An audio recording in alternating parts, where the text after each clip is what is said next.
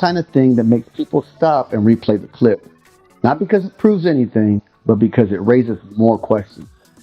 So now we're left with this. Erika Kirk is out of sight. Bernadette is telling Mikey to ignore conspiracy theories and just move on. Mikey confirms he had instructions to call Erika and then freezes up right after thanking her. Now the thing is, when people are wrongly accused of something serious, they don't sit quietly. They speak up. They show proof. They take legal action. But TPSA hasn't done any of that. No lawsuit to stop rumors. No demand for corrections. Just planned silence. And Nonstop Mikey is amazing content. Candace Owens firmly believes Turning Point had something to do with his death. And here she is exposing everything and calling them out. We challenged Turning Point USA executives to issue a very clean statement saying that I am lying, that this is not true. About 48 hours before Charlie Kirk died, Charlie informed people at Turning Point, as well as Jewish donors and a rabbi, that he had no choice but to abandon the pro-Israel cause outright. Okay, Charlie was done. He said it explicitly, that he refused to be bullied anymore by the Jewish donors. Can you guys answer? Did he express that? Did he also express that he wanted to bring me, Candace Owens, back because he was standing up for himself? And then did he, just 48 hours later, conveniently catch a bullet to the throat before our onstage reunion could happen? It's a yes or a no. Explicitly, I want to hear from Turning Point USA that I'm lying about that. I want you to say no, it was just, he was feeling a little bit of pressure. No, I want you to literally answer what I have just said. It either happened or it didn't. I'm either making it all up or it happened exactly as I'm saying. And while we're at it, may I ask, what is the name of the Jewish donor who sponsored the Hamptons weekend? Okay. And to Pastor Rob McCoy, were there any LLCs that you or your son were being paid through that sat outside of Turning Point? I'm asking that question genuinely. Yeah, I'm putting the fire here right at the feet of Turning Point because I am disgusted. I am genuinely disgusted. I am looking around and wondering whether Charlie's entire life was the Truman Show. None of you guys are behaving in the way that you should be behaving, okay? There is no way you are letting these lies fly. Unless, as I'm hearing, unless it is true that there was a big payday that was on the line. And if Charlie radically stated that he was done with Israel, Charlie said he had no choice but to abandon the pro-Israel cause because of, and I quote, Jewish donors, the behavior of Jewish donors. If he said that, yes or no, well then, I don't know, maybe some people didn't want to take that risk, that he was kind of become Candace Owens and Tucker Carlson, Turning Point USA with so much presence across college campuses. Maybe they didn't want to take the chance. See, I'm just one person, so it's easy to just try to cancel my life and lie on me every second of every day. But Turning Point USA, I think, got a little bit bigger than Charlie, and I'm no longer going to allow this lie in this narrative. So answer the questions, yes or no. And I'm going to, again, challenge you to lie. And if you do lie, I'm going to expose the lies, and I'm going to start dropping videos, actually. So that's where I'm at. Enough of the games, enough with trying to allow Israel to wrangle a narrative that you know is not true. That pattern of theirs, deny, distract, disappear, is exactly what people notice when something is being covered up. They do the Charlie Kirk assassination as a military hit. I do not know who called the hit yet, but it's military. There's no question in my mind that it was military. Or foreign? Or? Well, I don't view the U.S. military as being controlled by the U.S. I mean, there are a lot of people, we've been globalized for a very long time. I don't know that there's decisions that are made in Ukraine for America. I mean, this is the tentacles of the U.S. military. It's a much broader and longer conversation that needs to be had. I mean, I think since JFK was assassinated, I don't know who's in control of anything, right? Much of what we see in the political realm is just an illusion. We're talking about what's happening in Congress, and decisions are made in boardrooms, in my view.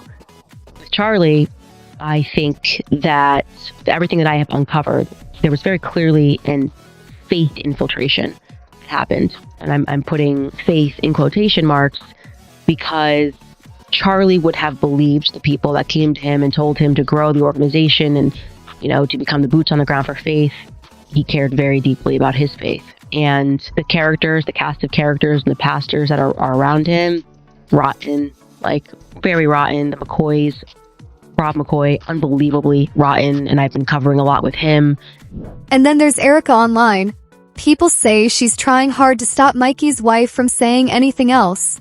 It's like the one person who stepped out of a script must now be completely shut down. What really made things feel strange is something Candace Owens pointed out. Every time someone at TPUSA mentions Mikey McCoy, they use an adjective every single time. The amazing Mikey McCoy, the heroic Mikey McCoy, the brilliant Mikey McCoy. Why? It is obvious that Mikey McCoy was the person that they wanted to launch as the new Charlie. That's very obvious. The way they brought his YouTube channel back with the speech from Mikey, and everyone was kind of trying to soft sell Mikey to us, and was like, "Who's this kid? You're 23. Why are you the chief of staff of anything? Who are you actually?"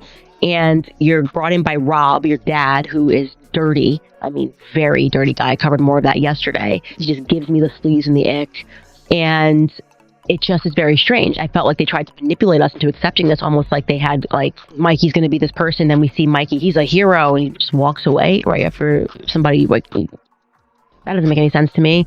And yeah, you know, with Erika, a lot of people on the internet have been going into her past, going into her parents' past, and, you know, speaking about these things. Israel defense contractors, parents, stuff like that. Yeah, I've seen all of that. I respond to that on my show. And what I've said to everybody is I'm starting with what happened on that day, what happened leading up to his section, and the people that catch my attention are people who are telling verifiable lies. Then there's Erika's interview on Fox News. When she was asked if authorities caught the shooter, she didn't say yes. She said she trusted our team. She talked about the autopsy and about evidence, and then said something that stuck with people. I want to see what they did to my husband. You think that you are going to replace Charlie Kirk, okay? Kings are born. You don't just get to depose and tell us that we're going to follow this individual, okay? I'm one of the Masons of Turning Point USA. You put a shill in Charlie Kirk's chair, in Charlie Kirk's company, and you try to tell us to follow that individual, I will be an enemy of you. There will be nothing that can stop me. Okay? And I want you guys to understand, this is not a threat, this is a promise. There will be nothing that can stop me. I will release every single text message. So to those of you who are trying that, I'm seeing the messages, I am telling you to back off right now. Like right now, don't do it, okay? Don't you think about it. I know exactly who you are. I know exactly who you were that were exerting pressure. Don't you pretend to be noble now and say nice things about Charlie Kirk and think you're going to slide into his chair, okay? Over my dead body, which I'm sure can be arranged. They, not he, not the shooter. They, who are they? Candace Owens has already gone further, saying straight up that this feels like an inside job. She's pointed at the weird timelines and the reactions that don't make sense. She has even talked about how Erika's movements were being tracked by foreign agents, indicating that she very likely was already under someone's influence. We get into the room.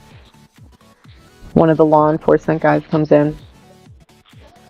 What you say to someone whose husband just wasn't named publicly. Said, you know, I've been doing this for 30-some years.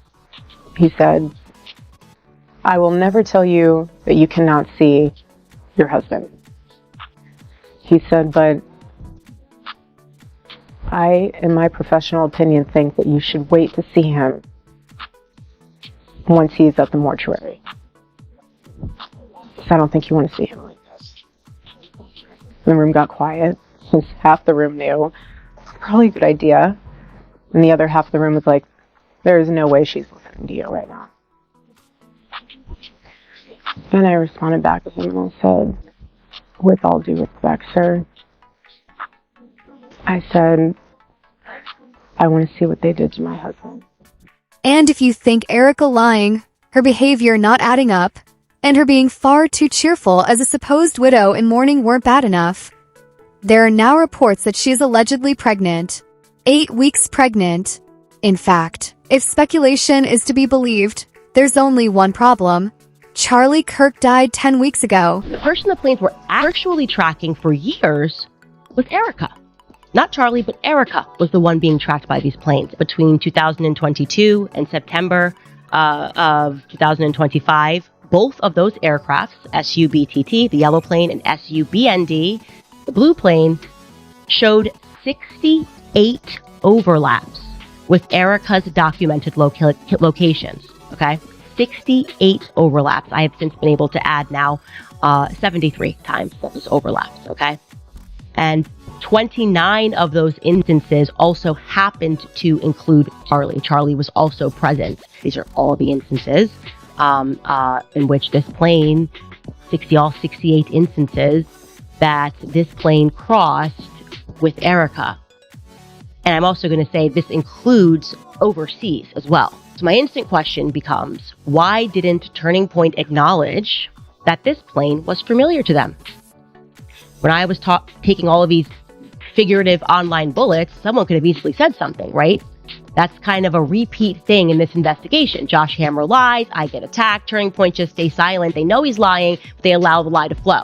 Alex Clark lies, I get attacked, I'm telling the truth. Turning Point knows it, but kind of allow this like Catholic thing, lie to flow. And the influencers are allowed to lie. Nobody at Turning Point ever just steps to clarify that I'm onto something or I'm telling the truth about something. And when it comes to these Egyptian flights, the math on this is indisputable. There is less than a 0.000000001% probability, okay, under random distribution models that these Egyptian planes coincidentally landed around Erika at these times. Like I said, this plane was not just with her in America, it was also tracking her overseas as well. I flagged this because I was alarmed because I thought it was tracking Charlie, and I am telling you that this plane, in addition to Charlie, and primarily actually was tracking Erika.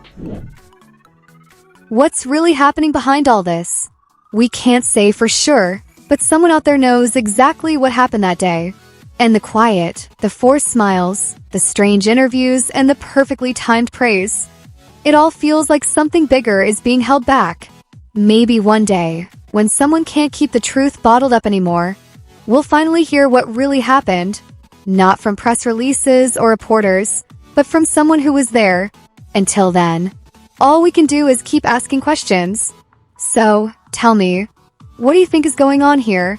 Do you believe the story we've been given, or are we being lied to? Let us know in the comments.